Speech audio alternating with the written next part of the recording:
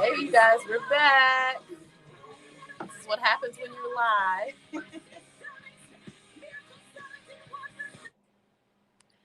Hello, WGLB. Thank you for your patience. We had some technical difficulties here in the station, um, which, like I said, I will take total blame for. Somehow I moved a certain way, and our sneeze guard failed that protects the engineers from the radio personalities because we are a COVID friendly station around here. And so I have in the studio with me a special guest, Dr. Laci C. Robbins. Welcome, Dr. Laci. Good morning. Good morning. I'm super excited to be here on today. I'm glad we figured it out. Yes, yes. I think the devil is trying to be busy. Try. Hey, but God is greater, bigger, Man, stronger. Look, something had to break. Something had to break. Because Yes. we was like, fix it, Jesus, because Right. we were excited about this opportunity to come together. Absolutely. So, Dr. Laci, as I mentioned prior to us having to take a break, wears so many hats in this and has worn so many hats in her career. And so I have her bio, but I always like it when my guests introduce themselves. So Dr. Laci, tell the listeners who you are and what you're currently up to. Yeah, so first off, I want to say thank you so much for this invitation to join you on this morning. I am super excited that I was on time. I'm solar powered. I love all these things. So I'm Dr. Laci C. Robbins and of Robbins Nest Consulting, Urban Learning Collaborative, and A&A Services and Transportation, Inc. And and also First Lady of Capel Family Life Center. Yes, yes, yes. All the things. All the And things. a mother, and a wife, Right, and all the things. all the things. So needless And a to say, Delta. and a Delta. Hey. I am far from bored. But I'm excited to be here. I'm excited to have this conversation with you on this morning. Perhaps even inspire some people who are tuning in, listening in.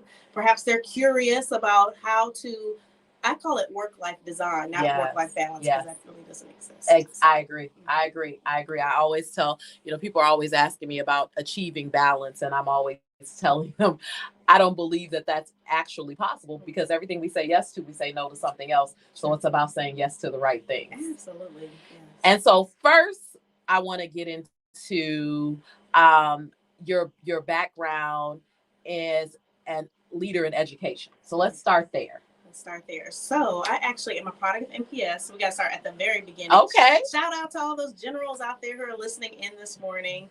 And as a part of that, I actually went to an HBCU, Fisk University in Nashville, and went into education. So basically, in my family, it was preachers, teachers, or servicemen. I did not want to do any of those things. And I remember sitting in the floor, home for holidays, of the living room and telling my mom, like, what am I going to be? I don't know what I'm going to be. I'm getting ready to go into junior year. My life is like ruined, right? Oh, just so dramatic. The drama of a teenager. Right, just so dramatic. Just so dramatic. And my mom, she just kept saying, you're so good with kids. Why don't you become a teacher? Mm-hmm. So my grandmother was a teacher. Mom was a teacher, administrator.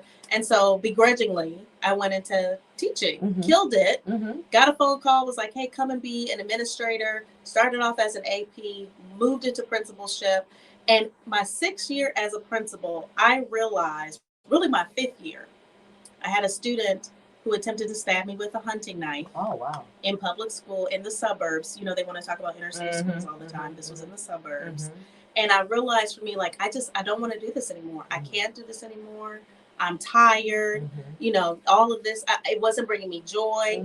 And I also realized, like, if I'm not adding value to this space, why am I still in this space? Right.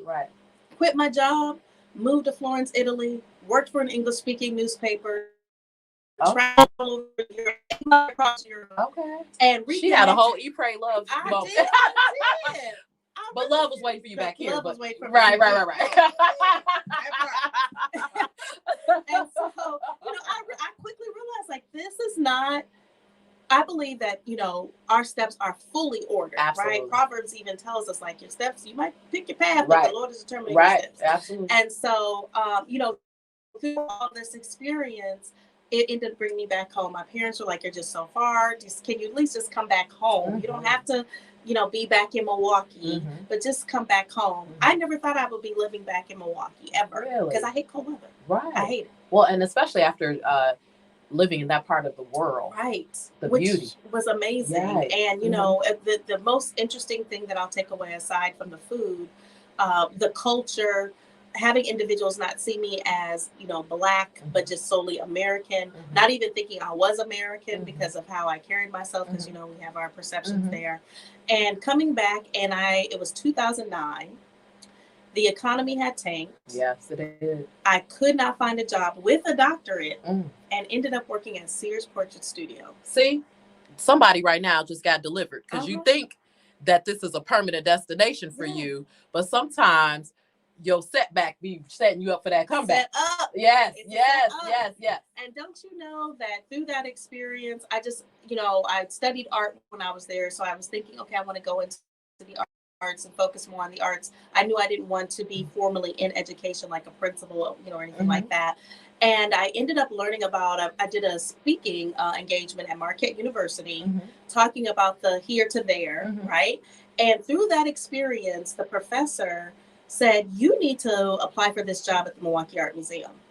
And it was as a coordinator of ed services there in the education department. Started off as part-time. I got the job Christmas Eve. And by that April, it was full-time. Wow. Because I truly believe, like, as you show up, when they see your value, they see that you're giving back, they see that you are putting things in and going forward. They're trying to figure out a way, like, okay, how can we make this possible? Right. Because we need her to be full-time here with us, right? And through that experience, shout out to Bridget Globinski. I literally just had her as a guest on my podcast, Grace Over Grind podcast, with Dr. Laci C. Robbins. And she, to this day, that's still one of my most favorite jobs, even being a business owner to this day. So I was there for 4 years, ended up getting recruited by another nonprofit as VP of Education, and then was headhunted out of there to join Urban Learning Collaborative, and have been there with them now for 6 years as executive director. Wow.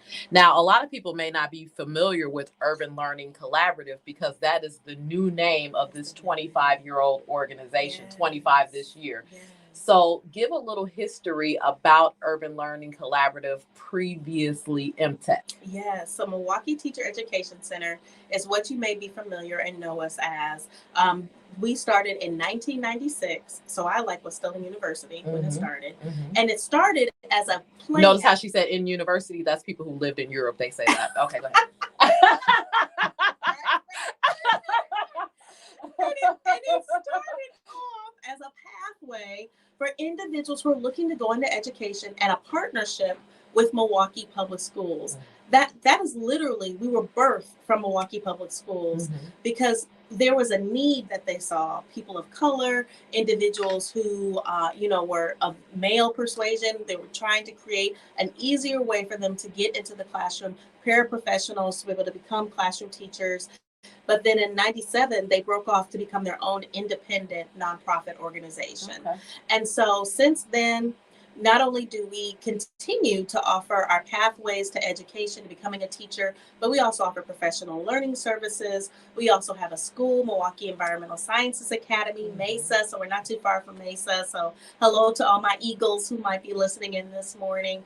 And really, the goal has continued to be this organization that people can come to in various capacities and really find a way that is targeted towards them, right? Our center, our focus is on urban communities. Since day one, nothing has changed. We continue to be focused on urban communities. But now our partnerships go beyond just solely MPS. We also have partnerships with Mequon Thiensville, Kenosha School District, Racine Unified. So we're all across the southeastern part of Wisconsin. But then we also have had the privilege and the honor to conduct professional learning services as far south as Memphis schools, as far east as New York public schools. So, we are really moving our way and looking more so how we can offer a virtual platform now for people to learn. That's great. So if someone listening out there is interested in becoming an educator and hears about your certification programs and your professional development,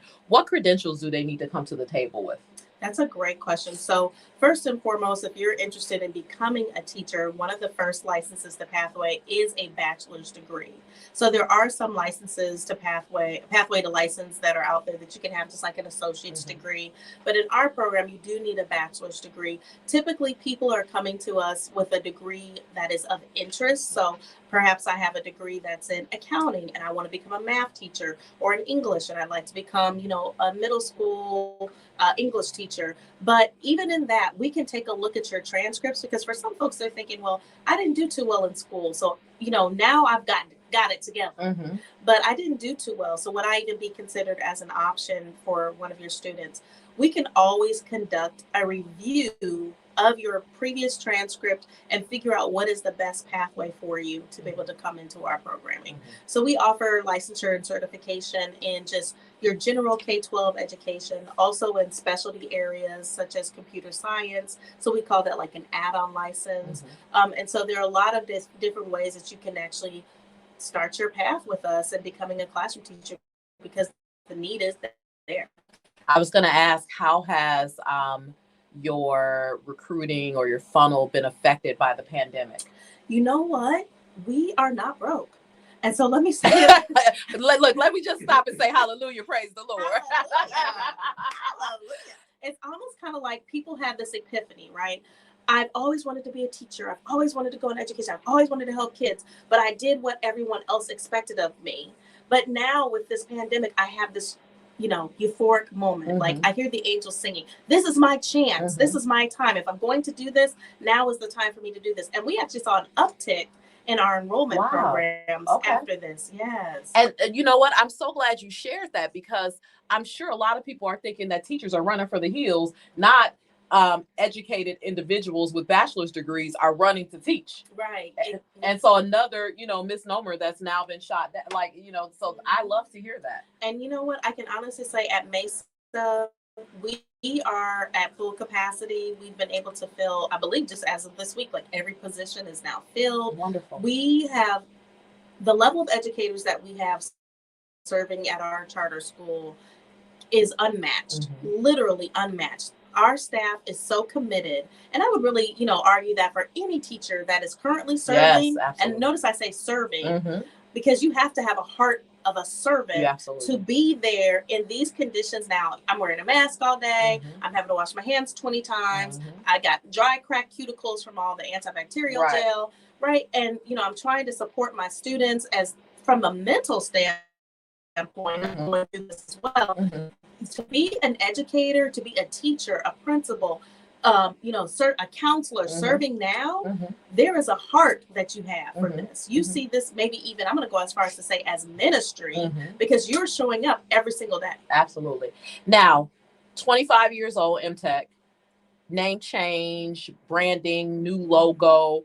What inspired the shift in the name? Yeah. So, oh my gosh, when I first came on board 6 years ago, I thought to myself, our name does not represent who we are or what we do. But don't you know, you have to give space and breadth and depth before you can come in and make change. And one of the things that I needed to work on was how to get buy-in so that others around the table, namely our board, could also see the need for the change of the name and the branding. And so Milwaukee Teacher Education Center, we've gone by MTech. And so I would go to various things. I was pretty much going to the state before the world shut down. I would go up to Madison once a month. And I would have people say, oh, I just love the MTEA, which if you're not familiar, that's the teachers. It is. I've mentioned it. They're like, oh, the teachers union? No, that's not that. It's not that. It's not the same. And then I've also would have people like, they would say things such as, oh, you're a tech company. So what sort of tech do you specialize in? Not the same at all. And so, and then also the fact that it included Milwaukee in the name. And we are definitely working beyond Milwaukee. And so we needed something that could highlight the fact that we're focused on urban communities, but then also highlight the fact that we're beyond just solely Milwaukee. And that's really how Urban Learning Collaborative was born. And we see ourselves as a collaborative because we don't do this work in a silo. We have partners with districts, but then we also see our students as partners. We see our staff as partners as we're continuing to build for this community that we serve. Well, what I love and the reason I wanted you here is that as you guys head into this 25-year anniversary in October, you have all of these various events planned to support teachers during this unprecedented time, teachers, administrators, educators, period. And so there is an event tomorrow night that is a networking event and a panel event for educators around trauma informed education. Because I think it's so inspiring to hear that individuals are more interested in becoming teachers during this time, or there's still an uptick during this time, but also we cannot deny the need for support. Absolutely. And that goes to my point again, like we are not working in a silo. We see ourselves, it's almost kind of like the life raft, right? Come on, get on in, we will sail and we will be on this journey together. You do not have to go by yourself. And so our event tomorrow, it's at No Studios, which is such a beautiful place. It's on the rooftop and it's absolutely free. Yes. It is sponsored by Urban Learning Collaborative because we are creating a space that educators can come together, learn from one another, support each other as they are going through this experience. Because unfortunately, a lot of times, especially in the past, you go in your classroom, you close the door, and this is your domain, right? You're a master of your domain. But nevertheless, if nothing else we've learned through this experience of going through a pandemic together, that isolation can be detrimental. Absolutely. And so by us coming together, having this conversation on tomorrow, we have amazing panelists who are going to be joining us. You are our moderator, so I'm super excited. Keep us in line. And, having this conversation so that we can start and continue to think outside of the box, right? So it's called A Night for You, emphasis on the you. Absolutely. And it's, doors open at 6:00. We're going to about 8:00. It includes charcuterie boxes and cupcakes, two of my favorite things. But more so, it includes a panel of dynamic women leaders who are here in the city, who are ready to have a conversation that is literally just the beginning. And as a leapfrog, as we move into March 5th, which is our 5th annual Winter Symposium. The thought that we continue having these conversations really speaks to the need that we have. And this year's focus on the Winter Symposium continues to be trauma-sensitive practices and trauma-informed care. And I love that all of you that are on the panel are not only educators, but also mental health professionals and have a background either as working mental health professionals or have an education that has lent itself to make you have some expertise in that field. And so Lakeisha Russell, Kakora Shania Smith, yourself. And so I know Lakeisha and Kakora have both worked. Well, Kakora is currently working with NPS.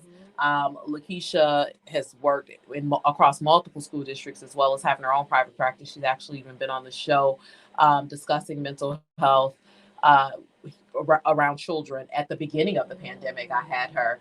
And so that being said too, now, besides being the executive director of ULC, you are a first lady of Compel, the first lady of Compel. And you are a wife, you are a mother. Your husband and yourself have a partnership in business as well. Too. So yes, so share a little bit with the listeners about that. For sure, yes. So hello to Compel Family Life Center, where we believe your best is yet to come. Amen. So, it's so interesting. When I first met my husband, we were friends. I tried to keep him in the friend zone. And I'm like, this is my brother. He's like, I'm not your brother. Oh. Let's get it right. He's like, I'm not your brother. I met your husband. I can totally hear him saying it and looking at you like, I'm not your brother. Right. But you know what was so interesting? I think Come on, Pastor. Come on, Pastor. Because we started off as such good friends, when it did morph into something more than that, it just was so natural, right? And so many times I've had people ask me, well, what's it like to be a first lady? And you know what I tell them? I'm not focused on that. I'm focused on what's it like to be a wife. Amen. Because at the end of the day, I'm called to be a wife. I'm called to be a watchman on the tower, right? I'm called to pray over my husband, anoint his head and feet with oil, to speak life into him. Come on and preach this morning. I'm trying to help y'all all right. the time, right? She tried to teach y'all how to be a helpmate. right.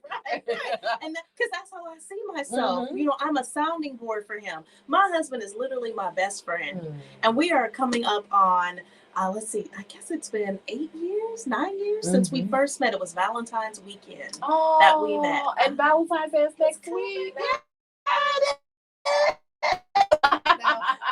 We're such girly girls, if you can't tell. Right, like we all in the boardroom, you know, mode, but we are such girly girls. We're girly girls, and I love every minute of it.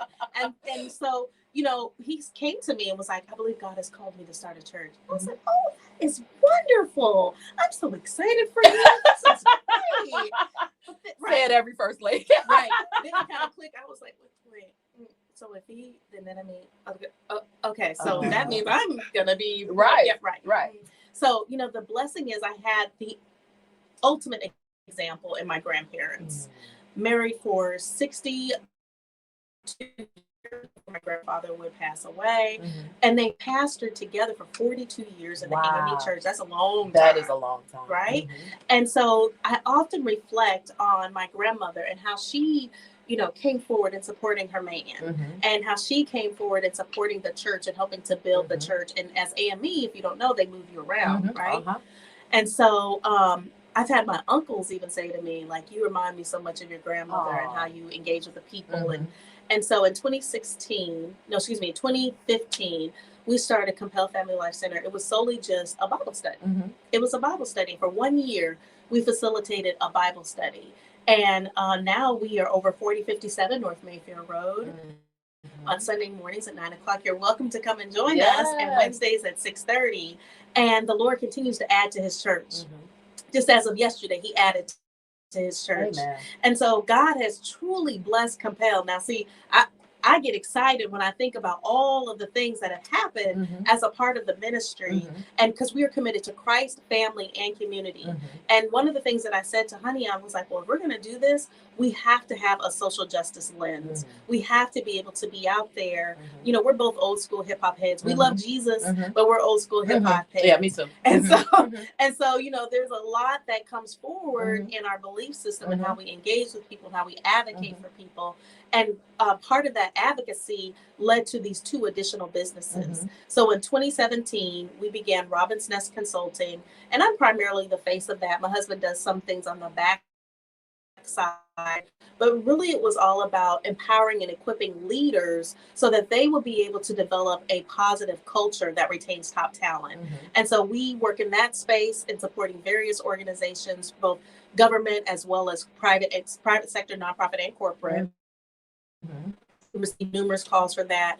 And then in the middle of the pandemic in 2020, we saw a need. And so we started A&A Services and Transportation, a trucking business, with the sole objective of creating jobs. We saw, like, you know, you're watching the news, the job sector was just like, there was tremendous fallout.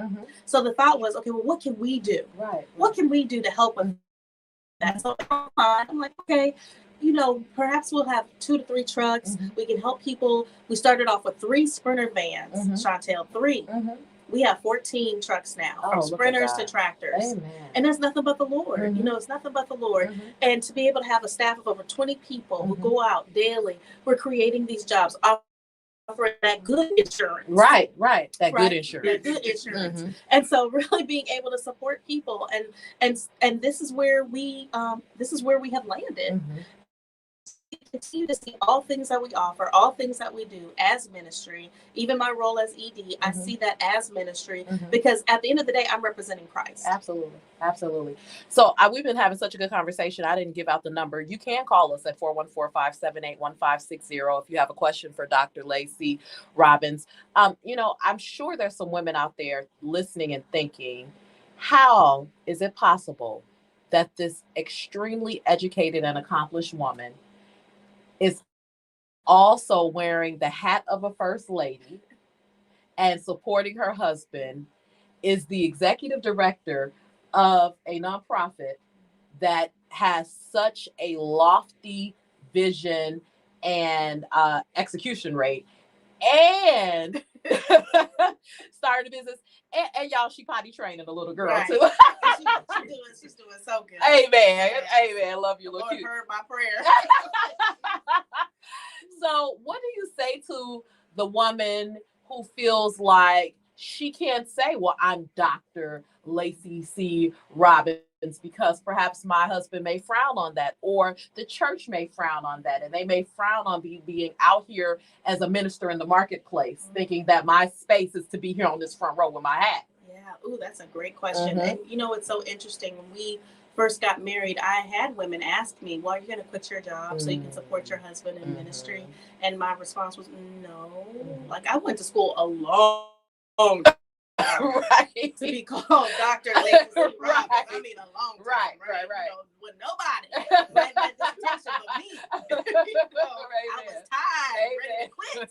But no, so I think really I encourage women you have to have your own rules for your house, right? You cannot allow those who are outside of your sphere, your four walls, to have influence that's happening in your house. Not even your mama, not your sister, nobody. Because at the end of the day, the Bible tells us to leave and cleave, that the two shall become one, right? That it's a threefold cord, right? And so you do not want that cord to be separated. And it's classic. You can be like, we're mad at each other today. I'm going to tell my girlfriend, tell my mama. And you booed up by that evening. Right. But mama's still mad. Super mad. Big mad. Right. Girlfriends, besties still mad. How and you just really have to keep in mind, like, what is it that will work for your relationship? Right. And so one of the biggest things that we do in our household is we literally have like family meetings. I mean, like, from the rooter to the tutor, everybody, even down to the 2-year-old. And so we sit down, we're able to have conversations. We have dinner together. We're really intentional as a family to have dinner together so that we can have those conversations and us be on one accord as to how was your day? What's your rose and thorn for the day? And so that helps to eliminate a lot of stress or discord, seeds of discord that might even try to be planted because you've had those conversations in advance. One of the things too that I think for our relationship is we have to travel a lot, especially before the world closed. Honey might be on his way. He's in the evangelism department for the National Church of God in Christ. So he may be traveling for evangelism or traveling privately, with Compel Family Life Center and going out and ministering. I was traveling with Robbins Consulting, with ULC. And so we just have a pact in our house. No more than 3 days. If it's more than 3 days, somebody going with somebody, so we just have to figure it out. So, and the blessing has been, we have a flexible enough schedule, even before the world closed down, that we could work virtually so that we could do that. So there are little rules that in our home for us, right? So someone's like, all right, let's even if that means I'm gonna need 10 minutes. Right. And I'll be back. Right. Really understand. So that woman who might be listening and is thinking, how can I, where can I, look to see how you can add to your team. Because as you mentioned, I have a lot of different hats that I wear. I don't do laundry. I send laundry out. It's a woman clutching their pearls right now. She don't do laundry. I don't clean my house. I pay someone to do that, so I will back her up. And they'll be there today at 2. Look, I do not. You got to know your limits, lady. You have to know your limits. And so, for you might be hearing, because like yourself, my keepers will be there at 2. I don't clean my house either. And I realize that is coming from a place of privilege. Right. One. Right. And I also would say. But also a place of hard work. I cleaned my house a long time before I could bring these people in. Yes. Don't get it twisted. That didn't happen till I got to my 40s. Right. That part. Yes. And so I think it's important to figure out, like, okay, if I'm ready to add to my team, where can I add? Right. It may not be that you can have the cleaners come every other week. Maybe it's once a month. Right. Maybe it's not sending your laundry out, but can you employ your children? Like, this is your basket. So there are a lot of different ways so that it doesn't all land on you. One of the things that we do is Sunday nights, or really almost every night, what's your game plan for tomorrow? What's on deck for tomorrow? So baby girl has swim. Little, you know, my baby boy, who's not a baby, but not he's at still all. my bean. He don't know. He's not. He's like taller than me. But he goes to tutoring, so it's like, all right, do I need to pick him up today? Who's taking him to tutoring? Who's picking him up? Can my mom drop him off after tutoring? So, you know, we really almost daily are, it's this coordination. It's almost like Tetris. And we're coordinating, like, what do we need to expect for the day? And I think it's so important to share that, because there's so many women that like, how am I can't do the things that Dr. Laci is doing or that Sean is doing because I don't have the bandwidth, I don't have the time. And what I would say is that God's strength is made perfect in our weakness. And so we were talking about this before we were on air. People ask women like us, how do we do it? By the grace of God. His grace is sufficient, because there is no way in my human capacity could I juggle all of these balls. And also, I love what you said about creating your own rules. That doesn't just go for marriage, but it goes for parenting as well. Because a lot of people, you know, like right now, my baby, and but play for Milwaukee. Your daughter is doing this specialized trio when they see, you know, musicians that are really advanced. And so the lead parent is a stay-at-home mom. And so she was at me. She was emailing, texting, trying to coordinate, sending surveys out, trying to coordinate. And it was happening during a time where I was in like 16-hour-a-day meetings back to back, you know, zooming, as the Commodore said, in addition to being in person. And so a lot of times we're judged because of our schedule. But I'm not judging someone who's a stay, because I think I couldn't do it. I applaud you.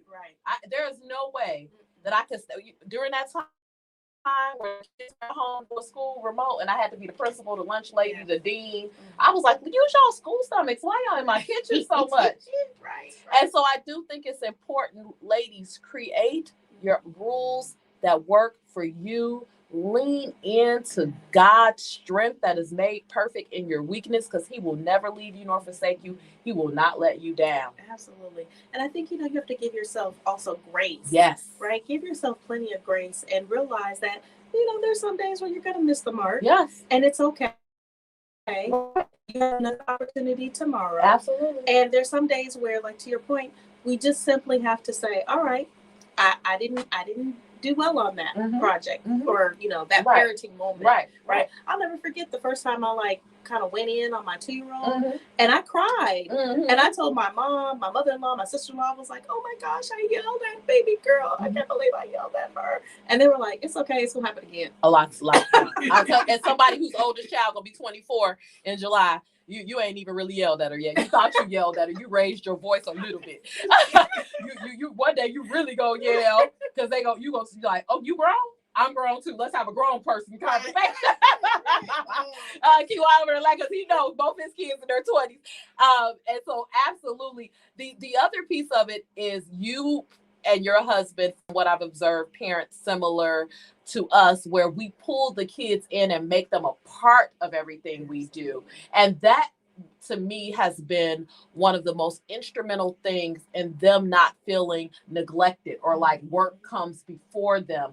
They see the progression, want to be a part of it, and also are seeing a tangible example of what's possible. Absolutely. You know, it's so A&A is named after our 2 oldest. Oh, okay. And we were real intentional. Oh, that daughter of yours, that's me to you all day. Let me tell you, my baby girl, all A's and a B. Okay. And she is so smart. I told her last night, I said, you got that from me. She did.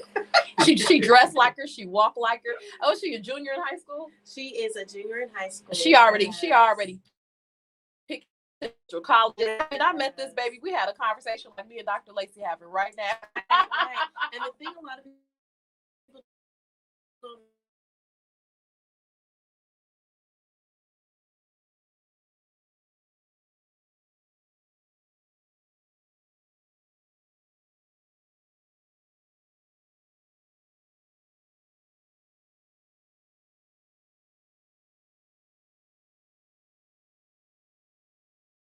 I just am so proud of of each one of them individually and then collectively.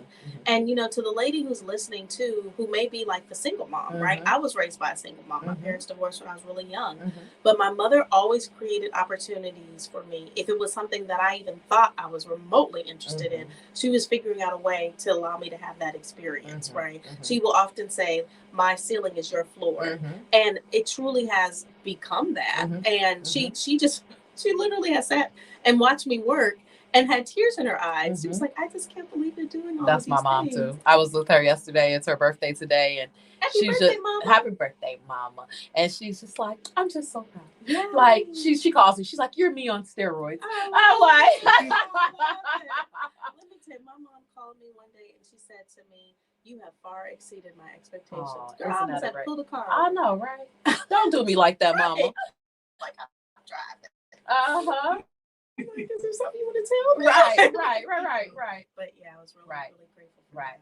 And that's so, what you just said is beautiful too, because it's so important that we just, even as parents, as leaders, that we tell our teams this, that we tell our children this, that we stop and give people their roses for no apparent reason, like other than that fell on my heart.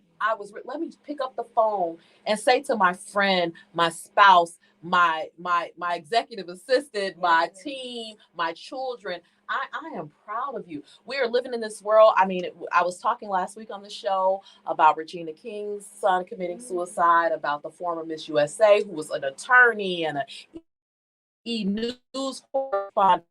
It's so important that we love on our people. And it's so important as well, thus circle this back to ULC, that we have the teachers. My kids' teachers spend more waking hours with them during the day than I do. Yep.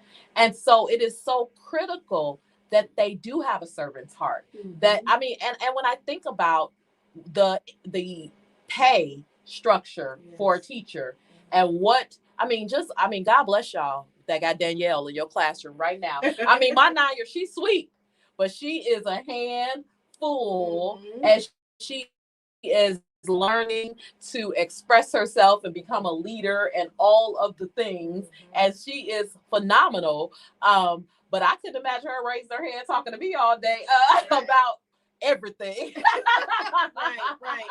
It's so funny because the 2-year-old, they'll say, oh, she's so bossy. She wants to tell everybody what to do. And I'm like, well, she's not bossy. No. She is independent in her thinking. And she's, already there's leadership that's there. So the question is, how do we cultivate that? Right. And I think, even for people who are listening, you may have the teacher or the community saying things about your child. Don't let everybody speak over your baby. Amen. Now, the word says, life and death is in the power of the tongue. I like to translate, this is Robbins' Revelations. I say, your future or your funeral is proceeding out of your mouth daily. Ooh, that's powerful. Right? And so you have to realize, even as parents, what we're saying over these babies, as classroom educators, as principals, anybody who's connected to someone else, what you say, you will see.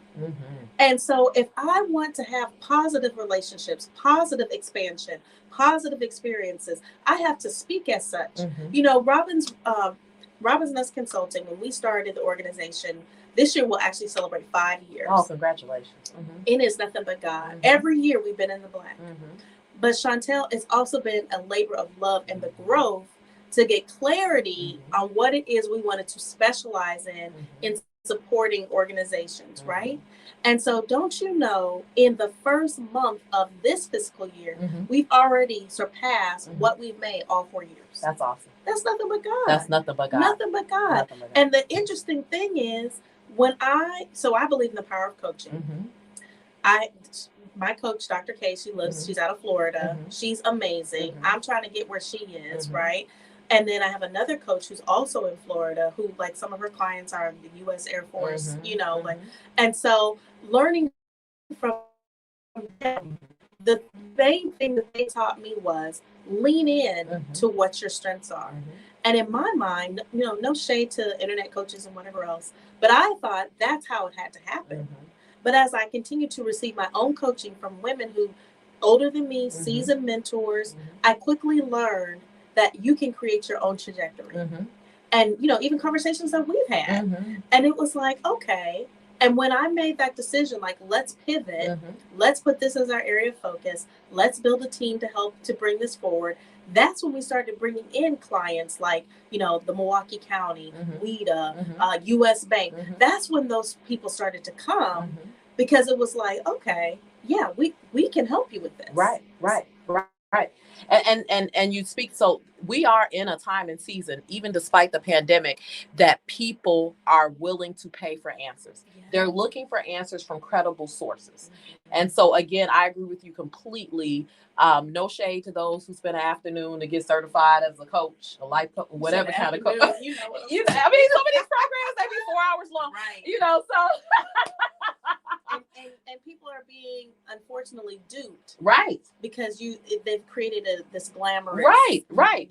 And I got this from Robert Powell's, who is the president of the McDonald's co-op for Southeast Wisconsin. He says any mentor you have should have accomplished what you're trying to do times 2. And on so many occasions, I can Google someplace for you that I haven't been, but I can't tell you about that little restaurant on the corner. I can't tell you about that pothole on 5th Street. I can't tell you because I haven't actually been there. And so many of us, Bishop Jake said this, are being mentored by failures. And they are talking to us from a place of, it didn't work for me, so let me tell you why it's not going to work for you, versus talking to us from, this is how I was successful, so let me help you be even more successful than even what I've done. And it sounds like you have those type of coaches, and I have those type of coaches in my life also, because when I call my executive coach, or I call one of my mentors, or even though I call my therapist, because I believe in Jesus and therapy, then they have a level of expertise, and they have a level of knowledge and understanding that that can encapsulate mine in certain areas. And especially from a professional standpoint and a leadership standpoint, I, like you, am trying to get to the space that they're in, yes.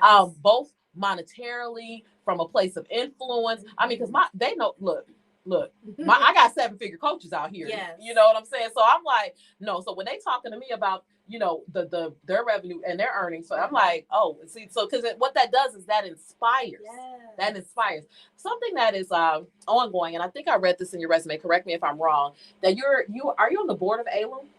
I'm not on the board of ALUM, but they are a client. They're a client. Yes, okay. Yes. And so for those of you not familiar with ALUM, I mean, one of ALUM's main charges, and shout out to Walt Lanier, who was named their new ED last week, out of coming from MATC, and a pastor, and now their executive director, that they're focused on retaining and recruiting talent, especially talent of color, here in Milwaukee, because most African American individuals that leave like you did and go to Florence and do all of went to Fisk like Alderwoman Malele Cox. Shout out to Alderwoman Cox. And I were there at the same time. Were you? Yeah, oh my goodness. Okay. And so and she's got an intern that's here with her that goes to Fisk, but when she's not in school, she has a Fisk student that's interning with her, and I love to see it. And so, there's this question of how do we stay, because we don't have a sense of community, or and so what do you say, what causes you to stay? I mean, your family could be anywhere, and what is the driving force behind that? That's a great question. So almost monthly, I tell my husband I want to move south because I'm freezing, especially this time of the year. Right.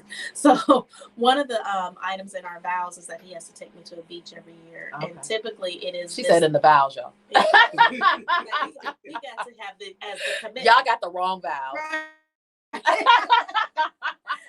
And so typically it would be the week of Valentine's, but this is the first year that we are not going. Me too. I'm just like, me too. Yeah. But I'm just, I'm making the sacrifice. But I think what is the main thing that has caused us to stay is really ministry, is the church, and my husband. Where his people are my people. Where you go, I shall follow. Okay. So as you follow Christ, I follow you. Come on, Ruth. And so, I'm trying to help y'all. And so, granted, if he were to say, babe, I think, let's move to Texas or whatever, I would be ready. I would be waiting on him. Like, I'm here. I'm here at the southern border. But really, while we're here is we're called to this space. We're called to this region at this time. Amen. As a transplant, I'm here for similar reasons. Every time Milwaukee won't let me go. Every time I think it's time to go, something bigger than me knocks on my door and gives me renewed purpose for staying in the city. I have an aunt that lives in Houston that is seasoned. She doesn't like me tell her age. I was trying to think, I'm like, I don't want to get in trouble. And the last time she was here visiting, she was like, look at this room. Look at the diversity in this room. Look at the women you pull together, how you pour into them. She was like, this city needs you. And I was like, but hot weather need me more because it get real cold in this city. So cold. It's so cold. But to your point, it is about the call. And I do view all of my business endeavors as my ministry. And so then it's like, well, your ministry that's something that God planted on the inside of you. He knew you before he formed you in your mother's womb.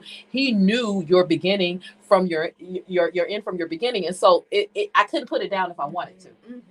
Well, and it's so interesting because even before I met my husband, I was like, okay, I'm going to New York. Couldn't get funding to go to New York. And then, well, maybe I'll move back to Nashville. And my mom is the one, she'll say it's hard to look out the window when you need to be looking in the mirror. Ooh. Right? I love you, Mama, she drops the gems. She's a doctor as well. She is a doctor as well. And so Mama would say to me, like, she would literally just start calling the dossier. Like, look at all these opportunities that have happened since you've been in Milwaukee.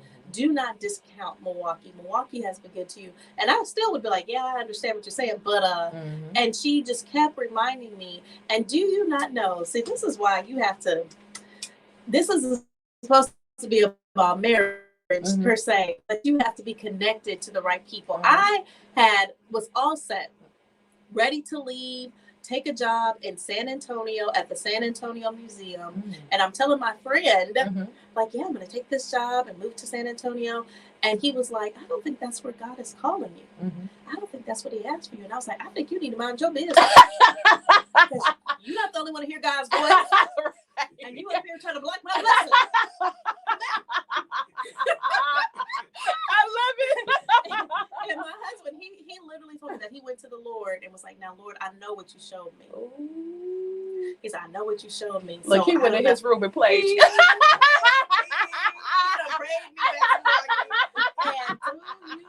know? Like, why this man is telling me all of this? And it was at a museum in San Antonio. It was a smaller museum there. And it wasn't SAMA. And they lost the funding for the position. The position was eliminated because nonprofits. Prayers of the righteous available. Right. PREY. And so I literally was like, yeah, pray my job away. I was ready to be. And he was like, I just know what I heard God saying. Right. And what you gonna say when people say that? What you gonna say? Okay, all right. And so here we are, right? And I absolutely love my husband. He is my cheerleader. He is my muscle. He is my road dog. I don't know if he's listening, but I told him, I was like, I'm coming on the show today. He was like, now what is the show about? Oh, this is what Chantel. He's my protector. He is my best friend. Aww, end of story. Period. Hard stop. He is my best friend. I love it. Well, Dr. Laci C. Robbins, it has been a pleasure. I hope you will come back. This has been so fun. And please come and see her along with some other esteemed panelists tomorrow night at No Studios, located on McKinley, right downtown. And please come and see them as they talk about trauma-informed education. It is free. It is meant to be a networking night for educators, but this is a topic that is of interest to you, or if you know that you have a future in education, or even if you're a paraprofessional, please come out. If you're a mental health professional, curious. Look, if you happen to want to be the director of education of a museum, I might be hiring for that. So just come on out. Right. You can learn more about us at urban-learning.org. urban-learning.org, and you can register for the event. Again, it's absolutely free, or just learn more about the organization as a whole. And go on their website and sign up for the newsletter, because they have so many amazing events planned leading up to this 25th anniversary gala that's happening in October. And I am just such a huge supporter of this organization, because we hear on television, through the media, we read about the need for educators in our urban schools. And we have an organization that is championing this cause throughout the country, that was started right here in Milwaukee, birthed out of MPS, that actually is running an exceptional charter school. And so we always are talking about the problem, and here we have a solution.